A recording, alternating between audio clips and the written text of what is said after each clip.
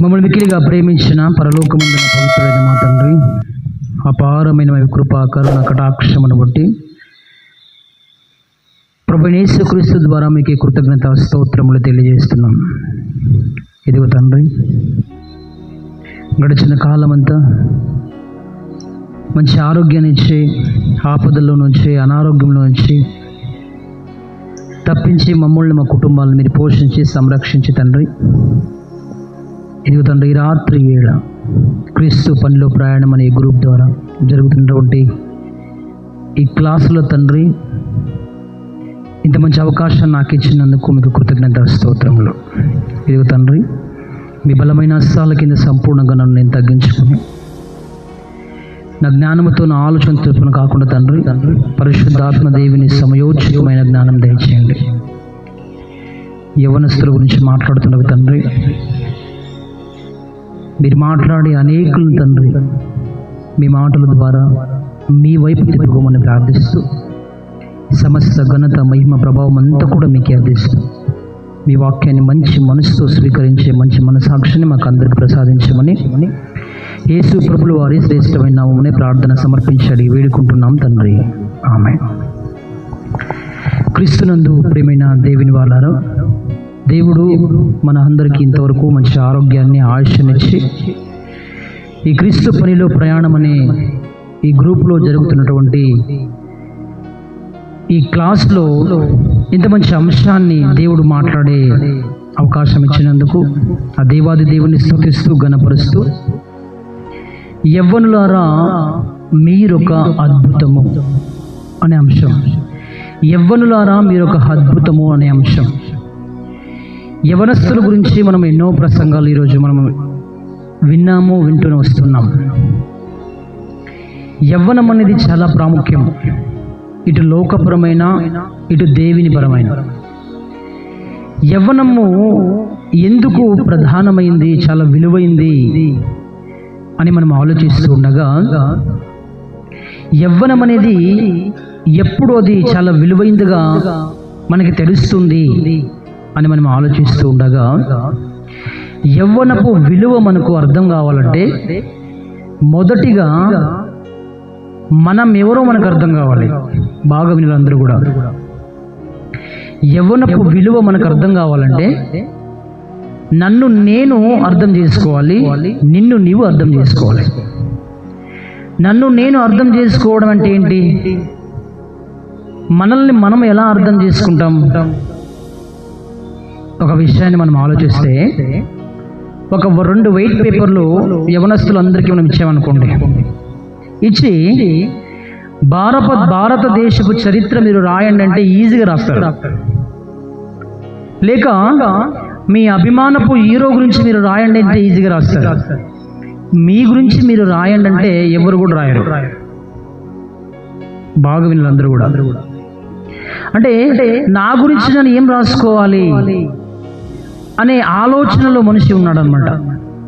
అంటే నన్ను గురించి నేను ఏం తెలుసుకోవాలి, అసలు ఏముంది నా దగ్గర అని చాలామంది యవనస్తులు ఆలోచిస్తూ ఉంటారు. ప్రియమైన దేవుని వాళ్ళారా, అసలు మనిషి గురించి మానవులకు యథార్థంగా తన్ను తాను పరిచయం చేసే గ్రంథం ఏదైనా ఉందంటే అది కేవలం బైబిల్ అని అందరూ గుర్తించాలి. మనలను మనకి యథార్థంగా పరిచయం చేస్తుంది బైబిల్ అనేది. అందుకే దేవుని మాటలు మనం ఆలోచిస్తూ ఉండగా, మనలను మనము ఎలా అర్థం చేసుకోవాలని మనం ఆలోచిస్తూ ఉండగా, కీర్తన గ్రంథము 139వ అధ్యాయము, అందరికి తెలిసిన మాట. కీర్తన గ్రంథము 139వ అధ్యాయంలో 13వ వచనములో భక్తుడు ఇలా మాట్లాడుతున్నాడు. కీర్తన 139వ అధ్యాయము, నా అంతరింద్రియములను నీవే కలుగజేసితివి, నా తల్లి గర్భమందు నన్ను నిర్మించిన వాడవు నీవే అంటున్నాడు. అంటే నన్ను నేను అర్థం చేసుకోవాలంటే నా ప్రారంభం నాకు అర్థం కావాలి. నా ప్రారంభం అసలు నేను ఎక్కడి నుండి వచ్చాను, నా నిర్మాణం ఎక్కడ జరిగింది అని మనం ఆలోచించగలిగితే, దేవుడు తన పరిశుద్ధమైనటువంటి గ్రంథములో చాలా నిఖితంగా బలంగా, చాలా యథార్థంగా మనుష్యులు ఎవరో అని ఆయన పరిచయం చేస్తున్నాడు ప్రియమైన దేవుని వారలారా.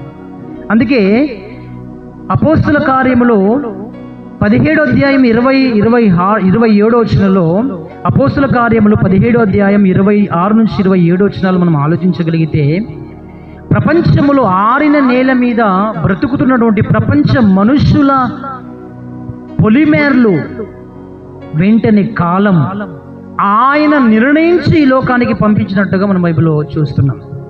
అంటే ప్రతి మనుషుని పొలిమేర్లు వెంటనే కాలం, అంటే పుట్టుక అనేది సాక్షాత్తు దేవుడు నిర్ణయించినది అనేది మనము గ్రహించాలి. పుట్టుక అనేది సాక్షాత్తు దేవుడు నిర్ణయించింది. దేవుడు నిర్ణయిస్తేనే మనం ఈ లోకానికి వచ్చామనేది ప్రతి ఒక్క యవనస్తులు తెలుసుకోవాలి.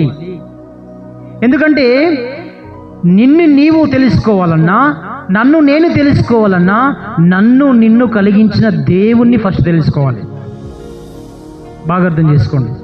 నిన్ను నీవు అర్థం చేసుకోవాలన్నా, నన్ను నేను అర్థం చేసుకోవాలన్నా, నన్ను నిన్ను కలిగించినటువంటి ఆ దేవుణ్ణి అర్థం చేసుకోవాలి. అందుకే ఇంగ్లీష్లో ఒక మాట అంటారు, your life starts in the mind of God.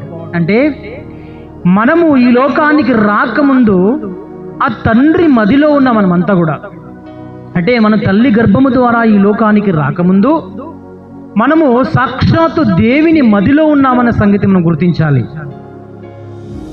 అందుకే చాలాసార్లు మనల్ని మనము అర్థం చేసుకోలేక, మన విలువ అర్థం చేసుకోలేక చాలామంది యవనస్తులు ఏం చేస్తుంటారంటే ఇతరులను ఇమిటేట్ చేస్తూ ఉంటారు.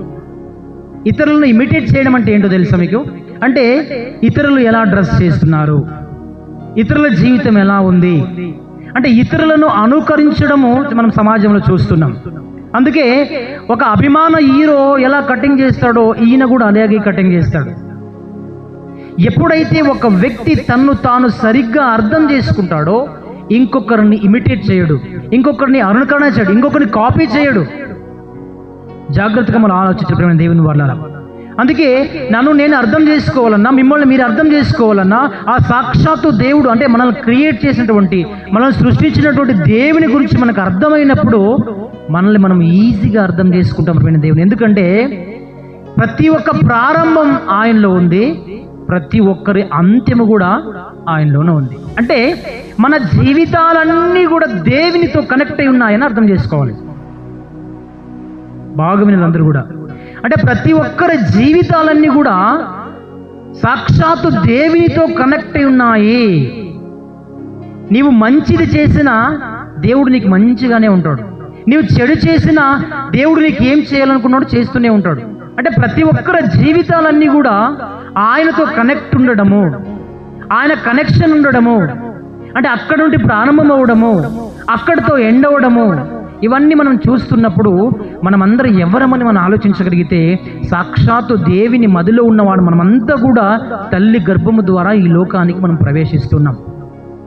అంటే మనం ఈ లోకానికి రావాలన్నా మన పుట్టుక ఎవరు నిర్ణయిస్తారు? దేవుడే నిర్ణయించి ఈ లోకానికి పంపించాడు. అంటే దేవుడు నిర్ణయిస్తే నా తల్లి గర్భము ద్వారా నేను ఈ లోకానికి వచ్చాను, దేవుడు నిర్ణయిస్తే నీవు నీ తల్లి గర్భము ద్వారా ఈ లోకానికి వచ్చావన్న సంగతి అర్థం చేసుకోలేవు యావత్ ప్రపంచమంతా కూడా. ప్రపంచమందున్న యవనస్తులందరూ కూడా ఏం అర్థం చేసుకోవాలంటే ఈ పుట్టుక అనేది ఇది నేను డిసైడ్ చేసుకుంటూ వచ్చింది కాదు, దేవుడు నిర్ణయిస్తే మనం వచ్చిన వారమని ప్రతి ఒక్కరు కూడా మనం అర్థం చేసుకోవాలి ప్రియమైన దేవుని వల్ల. అందుకే యవనస్తులు జాగ్రత్తగా మనం ఆలోచించగలిగితే యవనస్తులందరూ కూడా వారి మైండ్ సెట్ ఎలా ఉంటాయంటే, వారి ఆలోచన విధానం ఎలా ఉంటుందంటే 24 గంటలు ఫోన్ చూస్తూ చూస్తూ చూస్తూ చూస్తూ చూస్తూ ఉంటే, ఆ రీల్స్ చూస్తూ చూస్తూ చూస్తూ చూస్తూ ఉంటే తన మనస్సులో తన మైండ్లో అదే ఉంటుంది, అదే రన్ అవుతుంది ప్రియమైన దేవుని వాళ్ళారా. అంటే దాన్ని ఏమంటారంటే దాన్ని అడిక్షన్ అంటారు, దాన్ని అడిక్ట్ అవ్వడం అంటారు దాన్ని. అంటే మనస్సు అనేది స్వాధీనం చేసుకోవాలి. మనస్సు దేనిపైన మనం కాన్సన్ట్రేట్ చేస్తామో మనస్సు కూడా దాని పైన కాన్సన్ట్రేట్ చేస్తుంది ప్రియమైన దేవుని వాళ్ళారా. జాగ్రత్తగా మనం ఆలోచించాలి. అందుకే ఈ సాక్షాత్తు ఈ దేవిని మనం అర్థం చేసుకోవాలంటే, ఈ సాక్షాత్తు దేవిని మనం అర్థం చేసుకోవాలంటే మనం ఏం చదవాలి? బైబిల్ చదవాలి. అతి తక్కువ మనం చదివే పుస్తకాలు ఏమైనా ఉన్నామంటే అది కేవలం బైబిల్ అని మనం గుర్తించాలి. ఈరోజు ఉన్నటువంటి యూత్ అంతా కూడా ఇదేంటంటే ప్రియమైన దేవుని వాళ్ళారా, మనం అందరం కూడా దేవిని అర్థం చేసుకునే విషయంలో మనం చాలా చాలా చాలా మట్టుకు ఫెయిల్ అయిపోయామని మనకు అర్థమవుతుంది. ప్రియమైన దేవుని వాళ్ళారా, జాగ్రత్తగా ఆలోచించాలి. ఎందుకంటే యవ్వనం అనేది చాలా చాలా గోల్డెన్ లైఫ్లో ఉంటుంది. ప్రియమైన దేవుని వాళ్ళారా, యవ్వనం అనేది అద్భుతంగా ఉంటుంది. నీకు యవ్వనం అనేది నీకు చాలా అద్భుతంగా ఉంటుంది. అంటే యవ్వనంలో ఏదైనా నేను చెయ్యగలనని ఒక సమర్థత ఉంటుంది ప్రతి ఒక్కరికి కూడా. అందుకే యవ్వనము ఇదొక అద్భుతమైనటువంటి టైం, ఇది ఒక అద్భుతమైనటువంటి కాలమానం. ఇది మనం వేరే గ్రంథాలు ఒకవేళ మనం ఆలోచించినట్లయితే మనం చెడిపోయాక ఎలా ఉండాలని చాలా గ్రంథాలు మనకు బోధిస్తూ ఉంటాయి. కానీ బైబిల్ విశేషత ఏంటంటే బాల్యము నుండే పరిశుద్ధంగా ఉండాలని సాక్షాత్తు దేవుడు రాస్తున్నాడు. ప్రియమైన దేవుని వాళ్ళారా, అంటే బైబిల్కు ఇతర గ్రంథాలకు ఉన్నటువంటి తేడా ఏంటంటే బాల్యము నుండే నీవు దేవుని ఎదుకు రావాలి, బాల్యము నుండే నీ వాక్యాన్ని అర్థం చేసుకోవాలి, బాల్యము నుండే నీ జీవితం మారిపోవాలంటాడు. ప్రియమైన దేవుని వాళ్ళారా, ఒకసారి మీరు ఆలోచిస్తే యవ్వనంలో ఒకవేళ ఒక వ్యక్తి మారకపోతే తన జీవితంలో ఎప్పుడు కూడా మారడు. ప్రియమైన దేవుని వాళ్ళారా, అందుకే ఆ దేవునితో మన జీవితాలన్నీ కూడా చాలా చక్కగా కనెక్ట్ అయి ఉన్నాయి. కానీ మనము మాత్రము దేవునితో కనెక్షన్ లేము. అందుకే ఏమని రాయబడిందంటే సామెతల గ్రంథంలో ఒక అద్భుతమైన మాట రాయబడింది. సామెతల గ్రంథము 3వ అధ్యాయము, సామెతల గ్రంథము 4వ అధ్యాయము 10వ వచనం మనం ఆలోచించగలిగితే అక్కడ భక్తుడైనటువంటి సమూయేలు గారు ఒక అద్భుతమైన మాట మాట్లాడుతారు. సామెతల గ్రంథము 4వ అధ్యాయం 10వ వచనం, నా కుమారుడా నీవు ఆలకించి నా మాటలు అంగీకరించిన ఎడల నీవు దీర్ఘాయుష్మంతుడగదు. అంటే దేవుని మాటలు ఎవరైతే అంగీకరిస్తారో వారు ఎలా ఉంటారంట? దీర్ఘాయుష్మంతులగుదురని రాయబడింది. ప్రియమైన దేవుని వాళ్ళారా, కానీ మనిషికి ఒక ఆలోచన ఉంది. ఏం ఆలోచన ఉంది? సామెతల గ్రంథం 21వ అధ్యాయము 2వ వచనంలో ఒక అద్భుతమైన మాట మాట్లాడతారు. చూడండి ప్రియమైన దేవుని వాళ్ళారా, సామెతల గ్రంథం 21వ అధ్యాయం 2వ వచనం, ఒకడు తనను ఏర్పరచుకున్న మార్గము ఎట్టిదైనను తన దృష్టికి అది న్యాయముగానే ఆగపడును. బాగా వినందరూ కూడా, యవనస్తులారా, మీ యవ్వన కాలమందు నీవు ఏదైతే ఏర్పరచుకున్నావో అది నీ దృష్టికి ఎలా ఉందంట? న్యాయముగానే ఉంది. అంటే నేను చేస్తున్న పనులన్నీ కూడా బాగానే ఉన్నాయని మనం అనుకుంటున్నాం. ఈరోజు మనం చేస్తున్నటువంటి ఆలోచన మంచిగా ఉంది అని అనుకుంటున్నాం ఈరోజు. అందుకే ఒకడు తాను ఏర్పరుచుకున్నటువంటి మార్గం ఎట్టిదైనాను, అంటే వాడు ఏమి చేసినా కూడా వానికి ఎలా అనిపిస్తుందంటే నేను రైట్ వేలో ఉన్నాను, నేను మంచి పని చేస్తున్నాను, నేను తప్పిదం చేయట్లేదు అని ఆలోచిస్తున్నాడు. ప్రియమైన దేవుని వాళ్ళారా, అందుకే కింద ఒక మంచి మాట రాయబడింది, యెహోవాయే హృదయములను పరిశీలన చేయువాడు. యెహోవాయే హృదయములను పరిశీలన చేయువాడు. అంటే దేవుని వాక్యము కాకుండా మనము ఏర్పరచుకునే మార్గాలు కొన్ని ఉన్నాయని మనకు అర్థం కాదు. మనము ఏర్పరచుకున్న పనులు కొన్ని ఉన్నాయి. జాగ్రత్తగా మీరు ఆలోచించాలి. ప్రియమైన దేవుని వాళ్ళారా, యవనస్తులు అందరూ కూడా ఈరోజు చాలా జాగ్రత్తగా మీరు ఆలోచించాలి. ఈరోజు ప్రపంచాన్ని మనం ఆలోచించగలిగితే 7 అద్భుతమైన వండర్స్ మనకున్నాయి. యవనస్తులు అందరికీ కూడా తెలుసు అందరికీ 7 వండర్స్ అంటారు కదా. 7 వండర్స్ అని మనకు అందరికీ తెలుసు. ఈరోజు ఈ 7 వండర్స్ గురించి మాట్లాడతారు, కానీ ఈ ప్రపంచానికి మనిషి వండర్. జాగ్రత్తగా మీరు ఆలోచించాలి. ఈరోజు ఎంతసేపు ఈ 7 విశిష్టమైనటువంటి ఈ యొక్క ప్రాంతాల గురించి లేక ఈ విశిష్టమైన స్థలాల గురించి మనం మాట్లాడుతున్నాం, కానీ ప్రపంచానికి మనిషి అనే ఓడు వండర్ అన్న సంగతి మనకి ఎప్పుడు అర్థమవుతుంది? ప్రియమైన దేవుని వాళ్ళారా, ఒకసారి మీరు ఆలోచించగలిగితే, అందుకే కీర్తన గ్రంథంలో ఆయన మాట్లాడుతూ 139వ అధ్యాయం 13వ వచనంలో ఎంత అద్భుతమైన మాట మాట్లాడతాడంటే, కీర్తన గ్రంథం 139వ అధ్యాయము 13వ వచనము, నా అంతరింద్రియములను నీవే కలుగజేసితివి, నా తల్లి గర్భమందు నన్ను నిర్మించిన వాడవు నీవే, నీవు నన్ను కలుగజేసిన విధము చూడగా భయమును ఆశ్చర్యమును నాకు పుట్టుచున్నవి. అంటే మనిషి అనేవాడు చాలా వండర్ అనమాట. ప్రియమైన దేవుని వల్ల ప్రపంచంలో 7 వండర్స్ అని మనం చూస్తున్నాం, కానీ ప్రపంచానికే వండర్ ఎవరు తెలుసా? మనుష్యులు. ప్రియమైన దేవుని వల్ల అందుకే నీవు నన్ను కలుగ చేసిన విధము చూడగా ఎలా ఉందంట? ఆశ్చర్యంగా ఉందంట. ప్రియమైన దేవుని వల్ల ఆశ్చర్యం అంటే ఏదో ఒక అద్భుతమైన ప్లేస్ చూస్తే మనం ఆశ్చర్యపోతూ ఉంటాం. ఏదో ఒక అద్భుతమైన ప్లేస్ మనం చూస్తుంటే మనం ఆశ్చర్యపోతూ ఉంటాం. కానీ ఏ రోజైనా నన్ను నేను చూసుకొని నేను ఆశ్చర్యంగా ఉన్నాను ఎప్పుడైనా అనుకుంటాం మనము? నా కలయిక దేవుడు నన్ను చేసిన విధానం అద్భుతమైనదని ఏ రోజైనా మనం అనుకుంటామా? మనం అనుకోం. ప్రియమైన దేవుని వాళ్ళారా, అందుకే దేవుడు మనుషులను చేసిన విధానం, దేవుని ఆలోచన, ఆయన నిర్ణయం మనకు అర్థం కాలేదు ఈరోజు. జాగ్రత్తగా యవనులందరూ కూడా ఆలోచించాలి. ప్రియమైన దేవుని వాళ్ళారా, చాలా జాగ్రత్తగా ఆలోచించాలి. ఒకవేళ నిన్ను నీవు అర్థం చేసుకోవాలన్నా నీవు దేవుని అర్థం చేసుకోవాలి.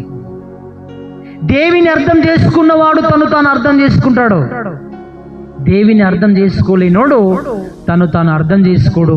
తన జీవితం అలాగే ఉంటుంది. ప్రియమైన దేవుని వాళ్ళారా, అందుకే ప్రలాపవాక్యంలో 3వ అధ్యాయం 17వ వచనం మనకు అందరికీ తెలిసిన మాట. ప్రలాపవాక్యంలో 3వ అధ్యాయం 27వ వచనంలో ఒక అద్భుతమైన మాట మాట్లాడతారు. ప్రియమైన దేవుని వాళ్ళారా, ప్రలాపవాక్యములు 3వ అధ్యాయం 27వ వచనం.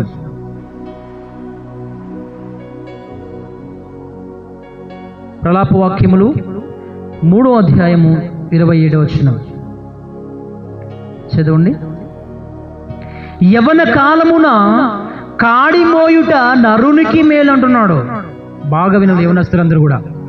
యవ్వన కాలమందు కాడి మోయుట అంటే, యవ్వనులారా మీ యవ్వనాన్ని అసలు దేనికి మీరు ఖర్చు పెడుతున్నారు? నీ యవ్వనమందు ఏమి చూసి నీవు సంతోషిస్తున్నావు? నీ యవ్వన కాలమందు ఏది నీకు తృప్తినిస్తుంది? నీ యవ్వన కాలం అంతా కూడా నీవు ఏం చేయగలుగుతున్నావు? నీ దేవుని కొరకు నిన్ను నిర్ణయం చెప్పున ఈ లోకానికి పంపించిన సాక్షాత్తు ఆ దేవుని కొరకు నీ యవ్వనం ఏదైనా ఖర్చు చేస్తున్నావా? ఏదైనా పని చేస్తున్నావా? ఏదైనా ఆలోచిస్తున్నావా దేవుని గురించి? ఒకసారి మీరు ఆలోచించండి. ప్రియమైన దేవుని వాళ్ళారా, మన జీవితాలన్నీ కూడా అద్భుతం, అమోఘం, ఆశ్చర్యం. ఈ ఆశ్చర్యమైనటువంటి జీవితాన్ని మనకిచ్చినటువంటి ఆ దేవుని మనకు అర్థమైతే, ఆ దేవుడు మనకు అర్థమైతే మన జీవితాల్లో ఆయన సంకల్పమే నెరవేరుతుంది తప్ప మన ఇష్టాలు నెరవేరవు. ప్రియమైన దేవుని వాళ్ళారా, జాగ్రత్తగా మీరు ఆలోచించాలి. యవ్వన కాలమందు కాడి మోయుట నరునికి మేలు, అతని మీద దానిని మోపిన వాడు ఎవరంట? యెహోవాయే. అంటే యవ్వన కాలమందు దేవుడు నీకు ఒక జవాబుదారి, ఒక బాధ్యతని ఇస్తున్నాడు. కుటుంబములో బాధ్యత, సంఘములో బాధ్యత, సహవాసములో బాధ్యత, నీవు చేస్తున్నటువంటి పనిలో బాధ్యత. జాగ్రత్త మీరు ఆలోచించాలి. ప్రియమైన దేవుని వాళ్ళారా, యవ్వన కాలమందు నీ యవ్వన కాలమందు సంఘములో ఏదైనా బాధ్యత నీవు తీసుకున్నావా? చాలా మంది యవ్వనస్తులు సంఘానికే రారు. ఒకసారి మీరు ఆలోచించండి. ప్రియమైన దేవుని వాళ్ళ యవ్వన కాలమందు కాడి మోయుట నరునికి మేలు అంటున్నాడంటే ఇది ఎవరు మోపుతున్నారంటే సాక్షాత్తు దేవుడే. దాన్ని మోపినవాడు దేవుడే. సంఘములో జవాబుదారిక లేదు, బాధ్యత లేదు. కుటుంబముల బాధ్యత లేదు, సహవాసముల బాధ్యత లేదు. మన జీవితంలోనే మనపై మనకే బాధ్యత లేనప్పుడు ఎలా ఉంటాయి? ఒకసారి మీరు ఆలోచించండి. ప్రియమైన యవనస్తులారా, జాగ్రత్తగా మీరు ఆలోచించాలి. ప్రియమైన దేవుని వాళ్ళారా, అందుకే భక్తుడైన దావీదు ఇలా మాట్లాడుతున్నాడు. కీర్తనలు 25, కీర్తన గ్రంథం 25వ అధ్యాయము 7వ వచనంలో మంచి మాట మాట్లాడుతున్నటువంటి దేవుని వాళ్ళ. కీర్తన గ్రంథం 25వ అధ్యాయం 7వ వచనం, నా బాల్య పాపములను నా అతిక్రములను జ్ఞాపకము చేసుకొనకుము. యెహోవా నీ కృపను బట్టి నీ దయ చొప్పున నన్ను జ్ఞాపకములో ఉంచుకొనుము. ఎవరైనా యవనస్తులు ప్రార్థన చేస్తున్నారా? అంటే నేను ఎన్నో ఘోరాలు చేశాను, ఎన్నో పనికిరాని పనులు చేశాను, బాల్యము నుంచి ఇప్పటి వరకు నీకు విరోధముగా నేను బ్రతుకుతున్నాను తండ్రి. నేను చేసినటువంటి పాపములను, ఈ కార్యాలను దయచేసి నీవు జ్ఞాపకం చేసుకోవద్దు. నీ కృప చొప్పున, నీ దయ చొప్పున నన్ను జ్ఞాపకములు ఉంచుకున్నామని ఎవరైనా యవనస్తులు ప్రార్థన చేస్తారా? ఒకసారి మీరు ఆలోచించండి ప్రియమైన దేవుని వాళ్ళారా. యవనస్తులారా, మీకు యవ్వనం ఉన్నప్పుడే నీ దేవుని గురించి మీరు ఆలోచించాలి. నిన్ను అద్భుతంగా తయారు చేసినటువంటి నీ సృష్టికర్తను మర్చిపోకూడదు ప్రియమైన దేవుని వాళ్ళారా. మరలా యవ్వనం మనకు వస్తుందా? రాదు ప్రియమైన దేవుని వాళ్ళారా. మరలా యవ్వనం మనకు రాదు. మనకు టైం ఉన్నప్పుడే, మనకు సమయం ఉన్నప్పుడే మన జీవితాన్ని మార్చుకోవాలి. మనకు టైం ఉన్నప్పుడే మన జీవితాన్ని మార్చుకొని మనము దేవిని నిర్ణయిస్తే లోకానికి వచ్చామని మనందరూ కూడా ఎరిగి ఆయన మనకిచ్చినటువంటి పనిని, ఆయన భారాన్ని మనం మోసుకున్నాలి ప్రియమైన దేవుని వాళ్ళు. అందుకే ఆయన అంటున్నాడు ప్రియమైన దేవుని, ఆయన నిర్ణయం చొప్పున ఈ లోకానికి వచ్చాం కనుక. అందుకే దావీదు గారు ఇలా ప్రార్థన చేస్తాడు, నేను బాల్యము నుండి ఎన్నో అపరాధములు, ఎన్నో పాపాలు చేస్తున్నాను, అవన్నీ కూడా జ్ఞాపకం చేసుకోవద్దు నాయన, జ్ఞాపకం చేసుకోవద్దు. నీ దయలో, నీ కృపలో నన్ను జ్ఞాపకం చేసుకుంటున్నాడు ప్రియమైన దేవుని వాళ్ళారా. ఒకసారి మీరు ఆలోచించండి ప్రియమైన దేవుని వాళ్ళారా. దేవుని మాటలు ఎలా ఉన్నాయో ఒకసారి మీరు ఆలోచిస్తే మీకు అర్థమవుతుంది ప్రియమైన దేవుని వాళ్ళారా. యవనస్తులారా, మీ జీవితాన్ని అసలు దేనితో మీరు గడుపుతున్నారు?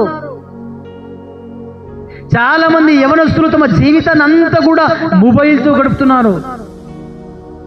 ఒకసారి మీరు ఆలోచించండి ప్రియమైన దేవుని వాళ్ళారా. మన మనస్సు దేనికైతే కనెక్ట్ అవుతుందో మన క్రియలు కూడా దానికి కనెక్ట్ అవుతుంది. జాగ్రత్తగా ఆలోచించండి ప్రియమైన దేవుని వాళ్ళారా. అందుకే దేవుడు ఈ లోకానికి మనల్ని పంపిస్తున్నప్పుడు మన పొలిమేరలో మన కాలాన్ని, ఆ టైంని ఆయన నిర్ణయించి ఈ లోకానికి పంపించాడు. ఆ టైంలోనే మన జీవితాలు మారిపోవాలి. ఆ టైంలో మన జీవితం అంతా కూడా మారిపోవాలి. మన జీవితంలో ఆయన సంకల్పం, ఆయన నిర్ణయం మన జీవితంలో కొనసాగాలి ప్రియమైన దేవుని వాళ్ళారా. లేకపోతే మనకు అర్థం చేసుకోలేం, మనల్ని మనం అర్థం చేసుకోలేనప్పుడు మనకు ఒక వీక్ పాయింట్ ఉంది ప్రియమైన దేవుని వాళ్ళారా. ఒక సెల్ఫ్ కాన్ఫిడెన్స్ మనలో రావాలంటే, మనపైన మనకు నమ్మకం రావాలంటే మనము చేసే పనులు బాగుండాలి. జాగ్రత్తగా మీరు ఆలోచించాలి. చాలా మంది యవనస్తులు ఏమవుతున్నారంటే, నేను ఎందుకు పుట్టాను, నేను వ్యర్థుడను, నేను వేస్ట్ వాడునరా, నేను ఇలాంటి వాడునరా, అలాంటి వాడునరా, ఇలా తమపై తామే ఒక నమ్మకం లేనటువంటి స్థితిలో చాలా మంది యవనస్తులు ఉన్నారు. గుర్తించుకోవాలి ప్రతి ఒక్కరు కూడా, దేవుడు నిన్ను ఈ లోకానికి పంపిస్తున్నప్పుడు ఒక వ్యర్థుడుగా ఈ లోకానికి పంపించట్లేదు, ఒక నీచుడుగా ఈ లోకానికి నేను పంపించట్లేదు, ఒక దుర్మార్గుడుగా ఈ లోకానికి నేను పంపించట్లేదు. దేవుని నిర్ణయం ఎలా ఉందో ఒకసారి మీరు ఆలోచించండి ప్రియమైన దేవుని వాళ్ళారా. మీ యవ్వన కాలం ముందు ఏం చేయాలో, ఏం చేస్తే ఆయన ఇష్టపడతాడో ప్రసంగి గ్రంథంలో అందరికి తెలిసిన మాట. ఒకసారి మీరు ఆలోచించండి ప్రియమైన దేవుని వాళ్ళారా. ప్రసంగి గ్రంథం 12వ అధ్యాయము,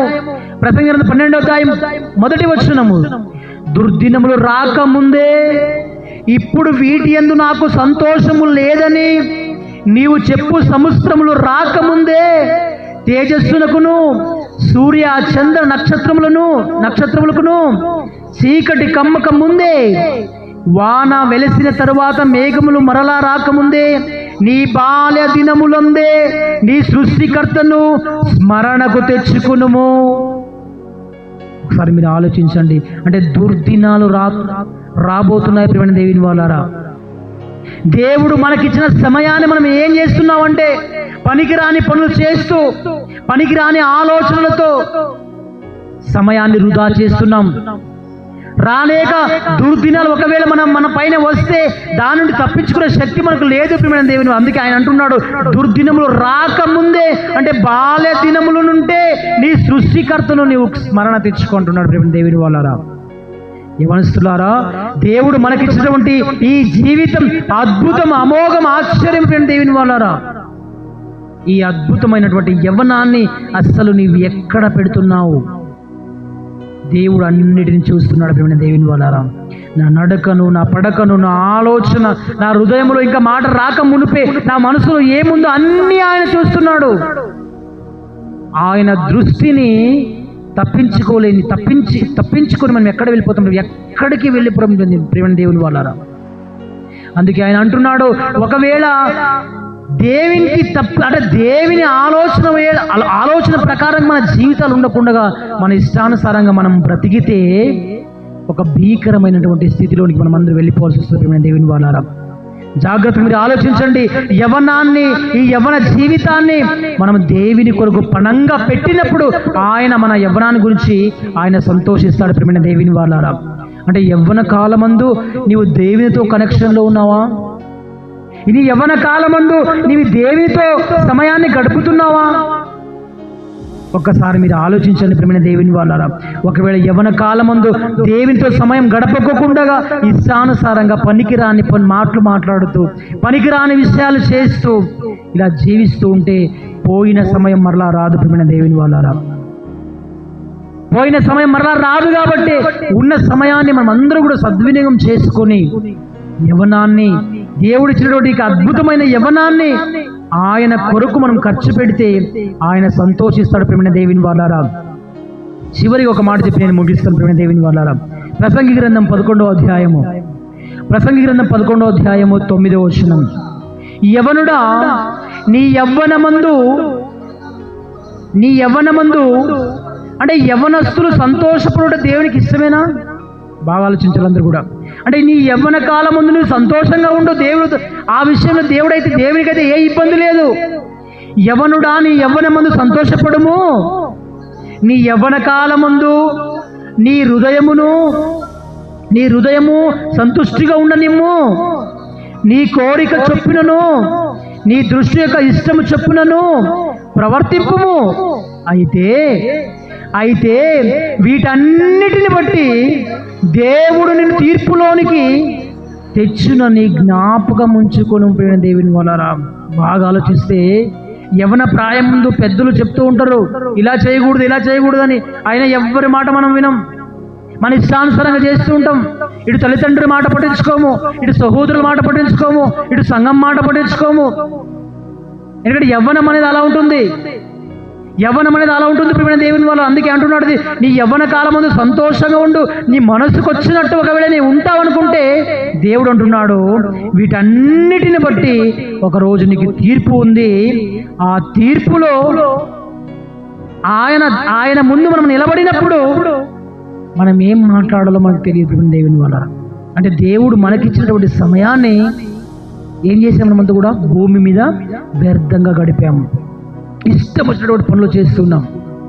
జాగ్రత్తగా మీరు ఆలోచించారు దేవుని వాళ్ళ. మనం చేస్తున్నటువంటి ప్రతి పనికి కూడా మనకేముందంట? తీర్పు ఉంది. సహోదరుడా ఈ విషయాన్ని మనం గుర్తించుకోవాలి.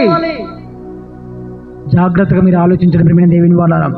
చేసే ప్రతి పనికి కూడా తీర్పు ఉంది. ఆయన చూస్తున్నాడు. ఆయన చూసి మనకు ఏదైతే తీర్పు చేయాలో ఆయన ఖచ్చితంగా చేస్తాడు. ప్రతి ఒక్క యవనస్తులు కూడా యవ్వన కాలమందు మనకిష్టం వచ్చినట్టు మనం బ్రతికేది కాదు. ప్రియమైన దేవుని వాళ్ళ, మనకందరికి కూడా బార్డర్స్ ఉన్నాయి, మనకందరికి కూడా టైం ఉంది.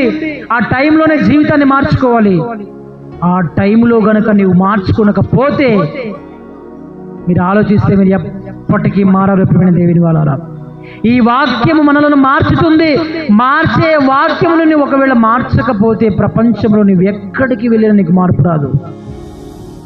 నీవు మారాలన్నా ఈ పరిశుద్ధ గ్రంథం చదవాలి. ఈ పరిశుద్ధ గ్రంథం చదివితే మన జీవితాలు మార్చుకుంటాం.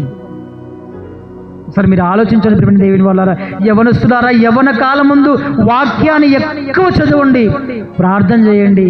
జీవితాన్ని దేవుడు మనకు ఒక అద్భుతమైన రీతిగా ఇచ్చాడు. ఈ అద్భుతమైన జీవితాన్ని మనం పరిశుద్ధంగా బ్రతికి మరలా దేవుడు అనుకున్నటువంటి స్థితిలోనికి మనం అందరూ వెళ్ళిపోవాలి. దేవుడు నిర్ణయించినటువంటి ఆ ఒక సమయంలోనే మనం అందరం కూడా పరిశుద్ధంగా బ్రతికి ఆయన ఉన్నటువంటి ఆ ఒక పరలోకానికి మన అందరూ చేరాలని నన్ను నేను హెచ్చరించుకుంటూ మిమ్మల్ని కూడా హెచ్చరిస్తూ ఈ చిన్ని మాటలు ముగిస్తున్నాం. చిన్న ప్రార్థన చేసుకున్నాము. ప్రార్థన. మమ్మల్ని మిక్కిలిగా ప్రేమించిన పరలోకమందున పవిత్రుడైన మా తండ్రి, యవ్వనము ఇది ఒక అద్భుతం తండ్రి. యవ్వన కాలమందు ఏదైనా చేయగలం తండ్రి, ఏదైనా సాధించాలని కూడా సాధించగలం తండ్రి. యవ్వన కాలమందు మీ కాడి మోయుట ఎంతో మేలని మీ వాక్యం రాయబడింది. ఇదిగో తండ్రి, చాలామంది యవనస్తులు ఈ లోకముల తండ్రి మమ్మల్ని మేము అర్థం చేసుకోవాలన్నా మొదటిగా మిమ్మల్ని మాకు అర్థమైతే, అంటే మీరు మాకు అర్థమైనప్పుడే మా జీవితం ఏంటో దాని విలువలు ఏంటో మాకు అర్థమవుతాయి నాయన. తండ్రి, మిమ్మల్ని అర్థం చేసుకునే విషయంలో ప్రతి ఒక్కరు కూడా తండ్రి, యవనస్తులు కూడా తండ్రి చాలా మట్టుకు ఫెయిల్ అయిపోతున్నారు తండ్రి. వాక్యం అంటే పట్టించుకోవట్లేదు, ప్రార్థన అంటే పట్టించుకోవట్లేదు, సహవాసం అంటే పట్టించుకోవట్లేదు, సంఘం అంటే పట్టించుకోవట్లేదు తండ్రి. వారి ఇష్టానుసారంగా వారు బ్రతకాలని ఆలోచిస్తున్నారు తండ్రి. వారు ఏర్పరచుకున్నటువంటి మార్గం ఒకటి ఉందని మీ వాక్యంలో రాయబడింది తండ్రి. అదే న్యాయమని, అదే సత్యమని ఒక భ్రమలో ఈరోజు యవనస్తులు బ్రతుకుతున్నారు నాయన.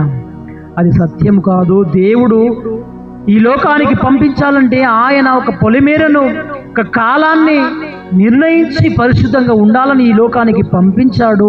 ఆయన నిర్ణయం చొప్పున బ్రతికినప్పుడే ఈ యవ్వనం అద్భుతంగా మారుతుందనే సంగతి తండ్రి మీ వాక్యం ద్వారా మీరు నేర్పించారు. ఈ అద్భుతమైన మాటలు తండ్రి యవనస్తులందరూ కూడా విని హృదయంలో ఉంచుకొని తండ్రి, ఎప్పుడు మరణం వస్తుందో తెలియదు నాయన, ఎప్పుడు ఈ ఊపిరి ఆగిపోతుందో తెలియదు. మా జీవితాలన్నీ కూడా త్రాసు మీద ధూళి లాంటి జీవితాలు నాయన. మాకున్నటువంటి సమయంలోనే మా జీవితాన్ని మార్చుకొని మీ యందు భయము భక్తి కలిగి మీరున్నటువంటి పరలోకానికి మేమందరూ చేరుకున్న భాగ్యం మాకు అందరికి ప్రసాదించమని సమస్త ఘనత మహిమ ప్రభావం అంతా కూడా మీకే అందిస్తూ యేసుక్రీస్తు వారి శ్రేష్టమైన నామమున ప్రార్థన సమర్పించడానికి వేడుకుంటున్నాం తండ్రి. ఆమేన్. Thank you.